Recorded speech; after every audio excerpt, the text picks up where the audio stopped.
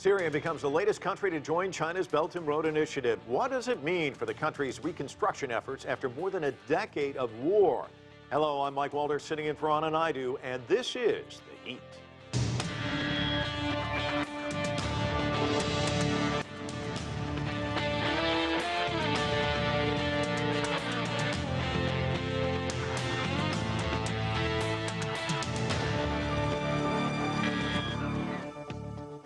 War-torn Syria has officially joined China's Belt and Road Initiative. The move revives an old role of Syria in the ancient Silk Road, coming at a time of deep economic turmoil and a country badly in need of reconstruction.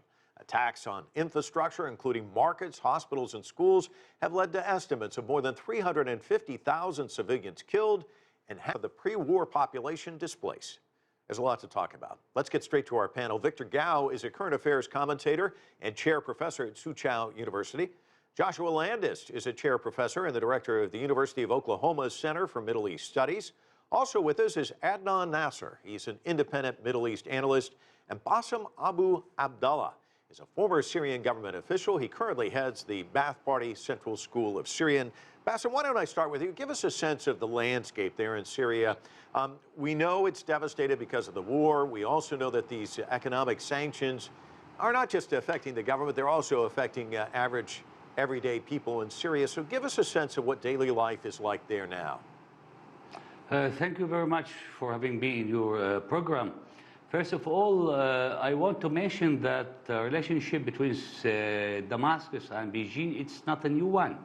So this move is very important for China from one side and Syria from the other side.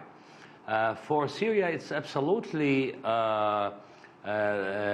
we should take into consideration that China used a veto 10 times in the UN Security Council. And it's not just for using veto, it means that it's a political position, attitude from China towards, not only towards Syria, but towards creating a new world order.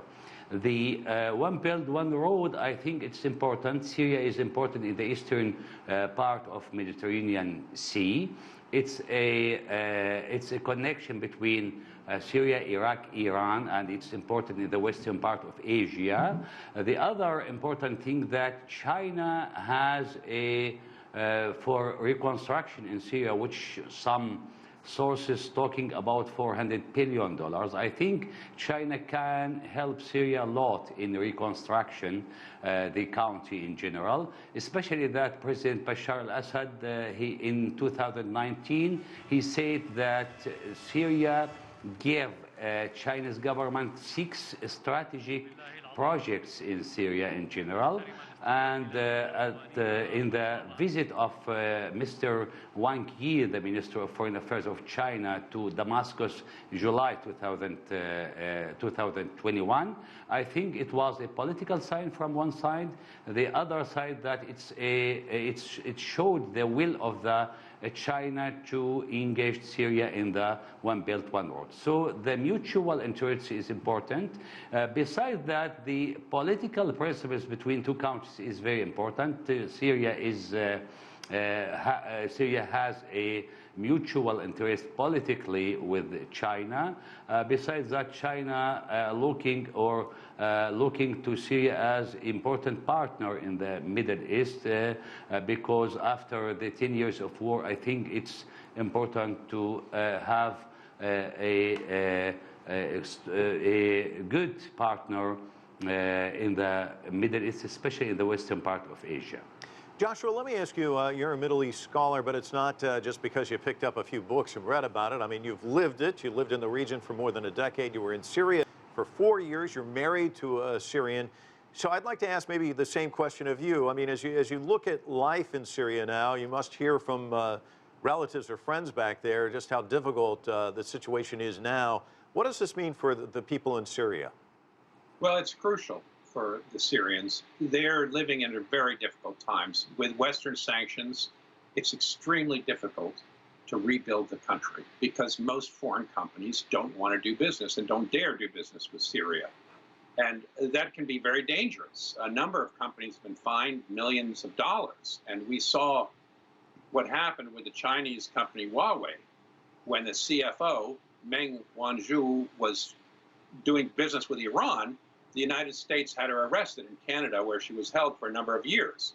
So it is not easy to do business in Syria, and despite sanctions. And this will be very difficult for Chinese companies to actually do. But it is very important, because today in Syria, most Syrians are getting about 1 hour of electricity a day. It's very disconcerting. It means that companies can't run, schools don't get lighting. There are just many, many problems. And in order to rebuild those electric plants, which are targeted by these U.S. sanctions, it requires participation of foreign companies, foreign investment. An Indian company that was scheduled to rebuild an electric plant in Deir ez-Zor pulled out of the agreement once the Caesar sanctions were imposed, and that meant that they could be sanctioned by the United States. So China's move to engage with Syria is extremely important. It gives a boost in the arm to many Syrians who are hoping that they will be able to rebuild their country and get back to a life that's fairly normal. Joshua, let me ask you a question about the U.S. And you mentioned the sanctions. It's so interesting. You look back at history, the Marshall Plan, how the U.S. was instrumental in rebuilding Germany after that war, and it created kind of an endearing relationship between Germany and the United States. The sanctions go in a different direction. China now offering this lifeline. What about how this is read in the Middle East, since you're a scholar on that area, in terms of how the U.S. is perceived there? Well, in many ways, you could make an analogy of China today in the Middle East. It is helping many capitals build their country. The new capital in Egypt is largely being built by Chinese firms. But this is true across the Middle East. And in policy polls done by American firms, the vast majority of Middle Easterners say that their relationship with China is going to be much more important in the future than their relationship with the United States. And we see China really behaving like the United States behaved in the 1950s. In the 50s, the United States had a lot of development money, built many development schemes in the Middle East, helped with dams and so forth. And that annoyed the British tremendously, who were the powers, traditional powers in the Middle East, and saw the United States displacing them. The British doubled down on their military might, things like Suez Crisis and others, and tried to keep control of the Middle East. They failed ultimately. The United States replaced them. Today, China, in some ways, is like the United States in the Middle East in the 1950s. It isn't pushing its way around politically, but it is having a big economic footprint. Fascinating. Victor, last year, of course, Chinese State Councilor and Foreign Minister Wang Yi visited a number of Middle Eastern countries, as well as going to Damascus. That undoubtedly paved the road for the BRI expansion. How do you see this fitting into Beijing's larger mission in the Middle East, would you say? Well, first of all, China's relations with Syria is very important from the Chinese perspective. We look at Syria as a country with very ancient histories dating back to thousands of years ago, with very traditional, shining civilizations. And also, it has its very unique political system and value system, which may not be the same or identical to many developed countries, but the Syrian people do have their right to explore their own political system, doing their own experiments. Therefore, from the Chinese perspective, we fully respect the Syrian people. We fully respect the political values and system in Syria. We treat Syria as completely a political and strategic equal. And we want to nurture this relationship of partnership, friendship, and to some extent, brothers and sisters relations. And I would say this kind of mutual respect is crucial with other Middle Eastern countries. And China managed to have good relations with almost all the countries in the Middle East with different cultures, different faiths, different political systems. This is how China approached the rest of the world. We always want to have as many friends as possible. And as far as Syria is concerned, this is a country that needs all the support. And the sanctions you mentioned just now are not endorsed by the United Nations system. It is very much unilateral sanctions imposed by the United States and some other Western countries. From the Chinese perspective, such long-arm overreaching of certain imperialistic countries should not be respected. Countries need to have their own right to deal with each other, and they should not be bound by the overreaching of several hegemonistic powers in the world. Adnan, let me ask you a question. You wrote a piece for the National Interest. You're saying it's very important for Syria, this move to join the Belt and Road Initiative. Here's a quote from your article.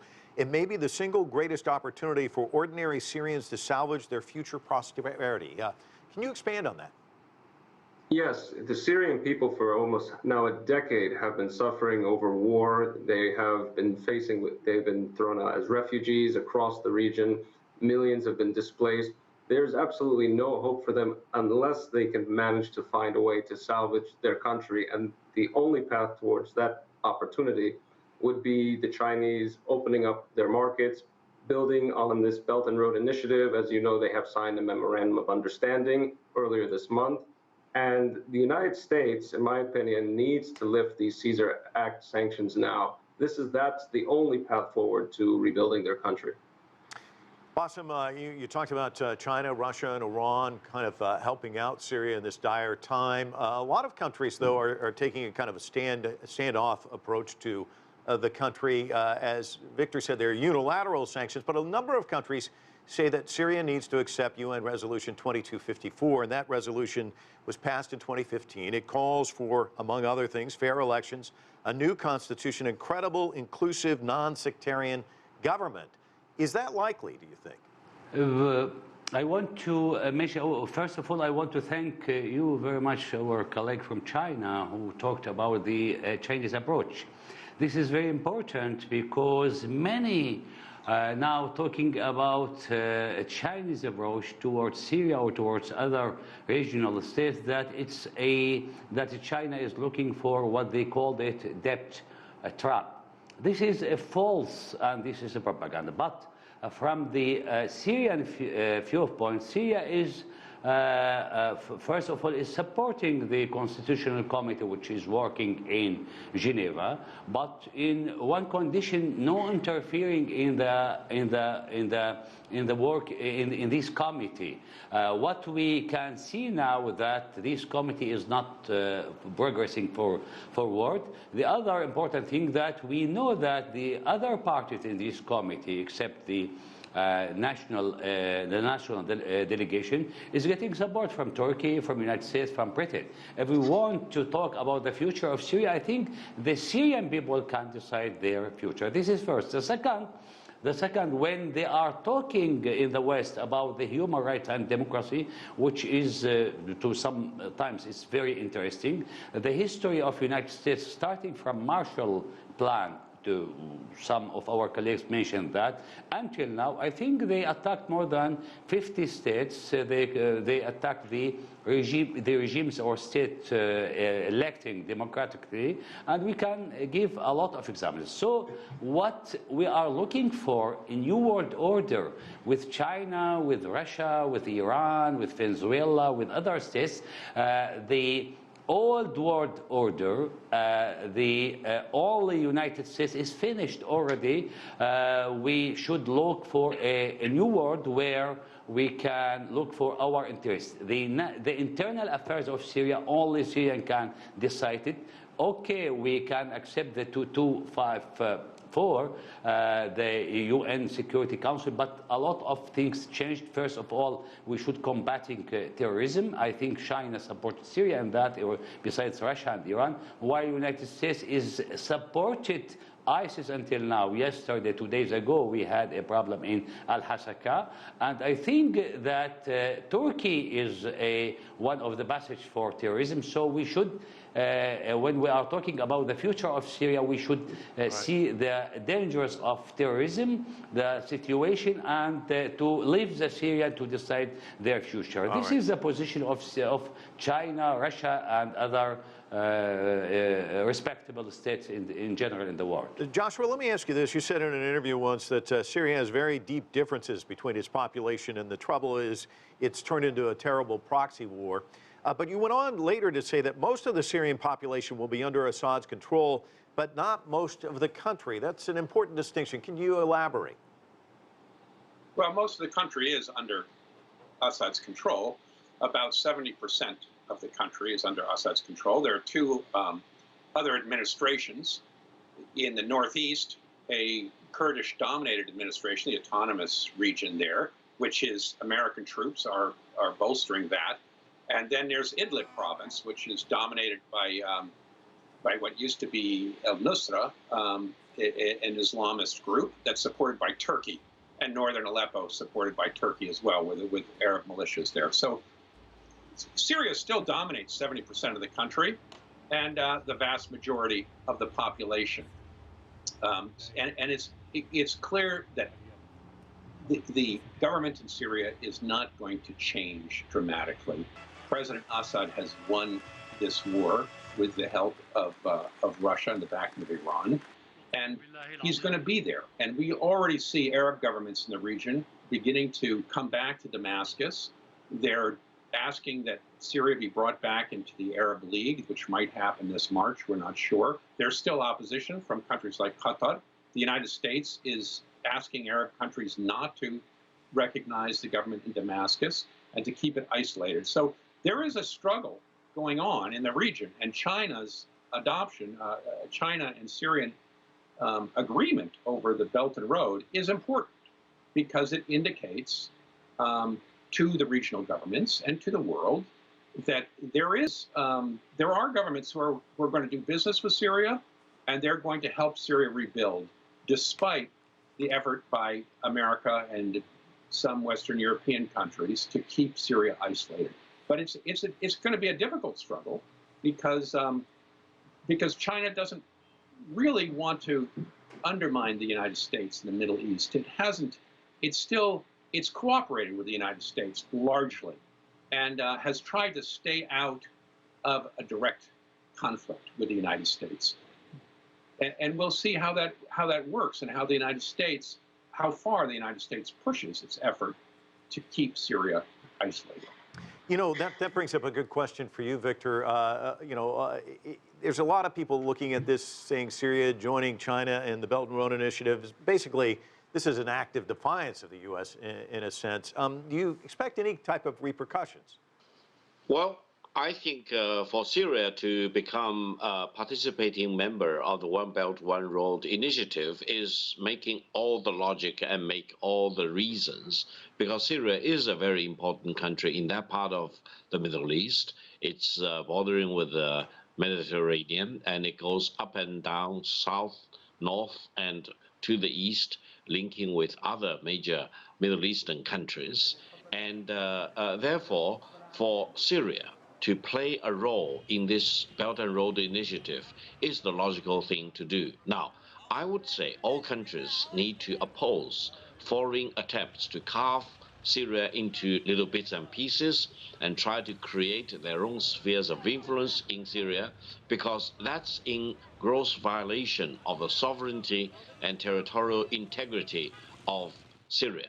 Now, between China and the United States, we know for sure that the United States is not happy with many things China does, partially because of the failure of the United States and partially because of this uneasiness in Washington that China is really catching up very soon. In less than 10 years' time, the overall size of the Chinese economy will be equal to that of the United States. And by 2050, the overall size of the Chinese economy is expected to be double the size of the United States. Nothing the United States can do can derail the steady rise of the Chinese economy and the gradual strengthening of China's overall strength. This is the megatrend in our world today. And I hope decision makers in Washington will not play with fire, try to do things futile in their nature. It's much better for China and the United States to get along with each other, even though China and the United States do have many differences. We are fundamentally two different countries. We need to get along with each other rather than for the United States try to get to China's jugular, because that attempt, if it's engaged in, will not be successful for the United States. Adnan, China has also sent vaccines and humanitarian aid to Syria. We're also seeing a number of countries in the region. Joshua pointed this out. You're seeing key Arab states, Jordan, Egypt, and UAE, signing deals with Syria, the Assad government. Let me ask you this. Do you think that this will provide even more countries to actually jump in and help with the rebuild, or are we looking at just a limited number here? No, I don't believe that. I think you're going to see a lot more countries. Actually, the Minister of Energy, if I'm not mistaken, of Syria and Jordan had met with each other in Beirut to discuss the details of the Egyptian gas pipeline that is going to be sent to Lebanon, which, by the way, received the green light from Washington, including to allow Syria to supply this gas to Lebanon. So in a way, the United States government has accepted Bashar al-Assad is going to remain the president. I don't see why countries around the world should hold on to this myth that any moment now Assad is going to be overthrown if we continue to supply so-called rebel groups with the necessary armaments to do so. Bassam, when it came to the war, you saw support from Russia and Iran. They obviously have a personal stake in what happens in Syria. Now you have China coming in with the Belt and Road Initiative. Is this going to be where all these countries can work in a cooperative manner? Will it create some tensions or frictions? How do you see that unfolding? I want to mention two important things very fast. The first of all, the future of Syria, as I mentioned, the Syrian people would decide. But China, when the Chinese government supported Syria, China didn't support a person. They didn't support President Bashar al-Assad, but they are supporting or talking to President Bashar al-Assad as a legal president, if the United States want that or not. Now the situation is more stable in Syria. The economic situation is very bad, absolutely, because of the sanctions. But we are looking for the cooperation with Iran, with Russia, with China, with other states. But China, why it's important, and this initiative is very important for Syria, because China has money, big money. The second, China has a technology. The third important factor, that China has no political agenda like the Western states, unfortunately, like the United States, where they are talking about many political conditions under the economic assistance. Here, China is looking for a real cooperation. I think that United States is trying to cut the western part of Asia for the One Belt, One Road. The Chinese troops now in the northeast of Syria in At-Tanif, they want to cut the road between Damascus, Baghdad, then Tehran. But I don't think that United States can continue like that. They should change this strategy, because China is uprising. China is in need for not only for Syria, for many states in the region. It doesn't matter here the political regimes or political systems or small or big states. China is looking for a win-win situation with all states. So I think that China is important, besides absolutely Russia and Iran and other states. Syria didn't close windows with the West generally and historically, but the West with the last war, I think they tried to cut or to disturb the One Belt, One Road. So the war in Syria, it's not only with the president or with the regime, it was with China and Russia, and it was with the New World Order. This is a very important point which we should mention all the time. Because of that, I think Syria is an important part of the One Belt, One Road, and I think it's the future not for only Syria, for Jordan, for Lebanon, and for and for Iraq, for Iran, for others. So it's open for dialogue and for cooperation and for the interests of all states in the region. Joshua, The Guardian wrote a piece in which they cited analysts and diplomats both as saying even in relative calm, Syria is going to offer poor returns for years to come for China. They say Syria is a poor investment for Beijing. I want to get your thoughts on that because it's kind of, they're saying, you know, what's in it for Beijing? Well, Beijing there's a lot in it for Beijing. First of all, I don't think clearly investing in Syria has a lot of risks today. Syria is extremely poor, and it's going to take some time for it to get back on its feet. But the countries that help Syria rebuild its economy, I think are going to be in a very good position in the future. By taking a very short-term view and just saying how much money can we make next year, I think defeats the entire purpose of investing in Syria. If China builds these relationships, much the way the United States built relationships in the Persian Gulf by helping Saudi Arabia and Qatar and the UAE develop banking systems and build their infrastructure and roads and buildings, that relationship has endured. And China, by building a relationship with Syria today, will be building the foundations for a future position in the Middle East. And that's why people in Washington, I think, are saying, oh, they're not going to get it. They're trying to pour cold water on this because precisely for those reasons. And they don't want to see China, Russia, and other countries gaining a large position in Syria, which is very strategically located at the heart of the Middle East. Victor, briefly, is China playing the long game? Is that what this is all about? Absolutely. I think in dealing with countries like Syria, as well as with almost all the other countries, you need to have a long-term strategy. You do not expect to make money or recover all your investments overnight. I think by dealing with these countries with full respect, respecting their territorial integrity and sovereignty, treating their countrymen as brothers and sisters on equal basis, will generate long-term benefit, both for China as well as for Syrians. After all, we respect Syria as a very ancient country with glorious civilization behind it, and we truly believe that the Syrians, once they can get focused on economic development and building up their stability, will have great, glorious futures in the future. China wants to be part of their glorious future, and making investments even at difficult time with great risks is the right thing for China to do. And we are going to leave it there. Gentlemen, thank you so much. Great discussion. Really appreciate it. And that is going to do it for this edition of The Heat. I'm Mike Walter in Washington, D.C. Thanks so much for watching.